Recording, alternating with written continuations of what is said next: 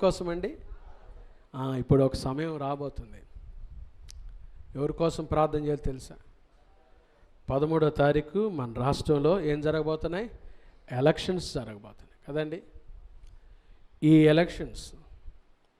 Elections మీరు బాగా వినండి ఈ మాట. నేను మొన్న ఒక పాస్టర్స్ కాన్ఫరెన్స్లో ఒక 7 విషయాలు చెప్పొచ్చా.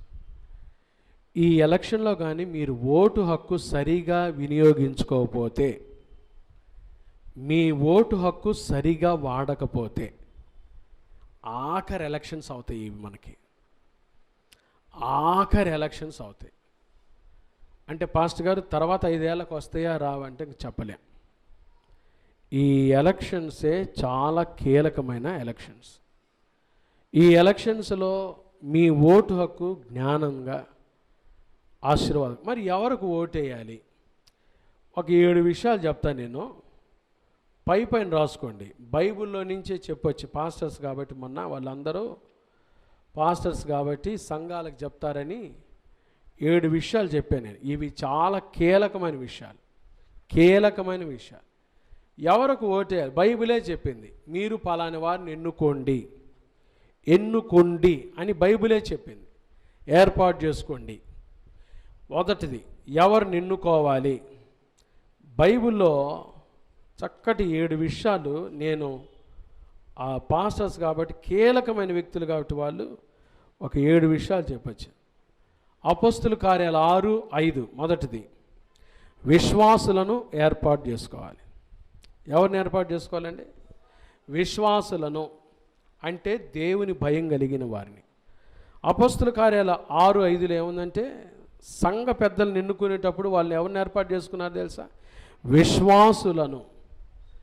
విశ్వాసులను ఎన్నుకున్నారు.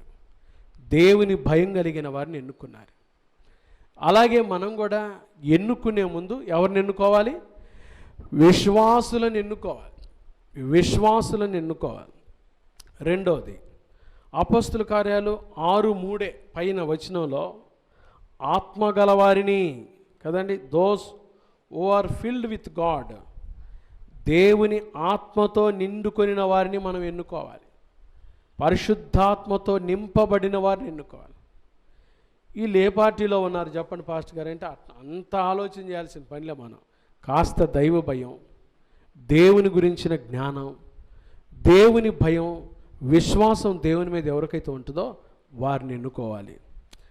మూడోది తిమోతికి రాసి 2వ పత్రిక 2:2లో సామర్థ్యం కలిగి నమ్మకమైన వారిని ఎన్నుకోవాలి. నమ్మకస్తుల్ని ఎన్నుకోవాలి. ఈ రోజుల్లో నమ్మకత్వం లేని ప్రజలు మనం చూస్తున్నాం. నాయకులు మరి నమ్మకస్తులుగా ఉండాలి. నమ్మకమైన వారిని ఎన్నుకోవాలి. ద్వితీయోపదేశకాండం 1:13-14లో 4వది ప్రసిద్ధి గల వారిని ఎన్నుకోవాలి. ప్రసిద్ధి చెందిన మనుషులను సంఘం ఎన్నుకోవాలి. ద్వితీయోపదేశకాండం 1:13-14 వచనాలు. ప్రసిద్ధి చెందిన ఆ మాట అక్కడ ఉంది. ఎవరైతే కార్యాల్లో ప్రసిద్ధి చెంది ఉంటారో, ఈ మంచి పనులు జరుగుతాయి, ఈయన ద్వారా ఈ మంచి పనులు జరుగుతాయి అని ప్రసిద్ధి గడించిన వారు ఉంటారు చూసారా, వారిని ఎన్నుకోవాలి. నిర్గమాకాండం 18:21 దైవభక్తి, సత్యాసక్తి, సామర్థ్యము గల వారిని ఎన్నుకోవాలి. నిర్గమాకాండం 18:21లో. తర్వాత ఆరో విషయం పేతురు రాసిన మొదటి పత్రిక 5:2 సిద్ధ మనస్కులైన వారిని ఎన్నుకోవాలి. కొన్నిసార్లు సిద్ధపడకుండానే వచ్చేస్తారు ఎన్నికల్లో గెలవాలని. వాళ్ళకు అసలు దాని మీద విజన్ ఉండదు, నియోజకవర్గం గురించిన ఆలోచన ఉండదు. సిద్ధ మనసు లేకుండా, విజన్ లేకుండా, ఎటువంటి ఆలోచన లేకుండా అలా గబక్కన వచ్చి కొన్నిసార్లు ఏం చేస్తారు చెప్పి కొంతమందికి అవకాశం వచ్చినా మేము చెయ్యలేండి అంటారు. అలాంటి వాళ్ళు సిద్ధ మనసుకులు కాదు. మాకెందుకండి ఈ భారం అంటారు. సిద్ధ మనసుల్ని ఎన్నుకోవాలని బైబిల్ చెబుతుంది.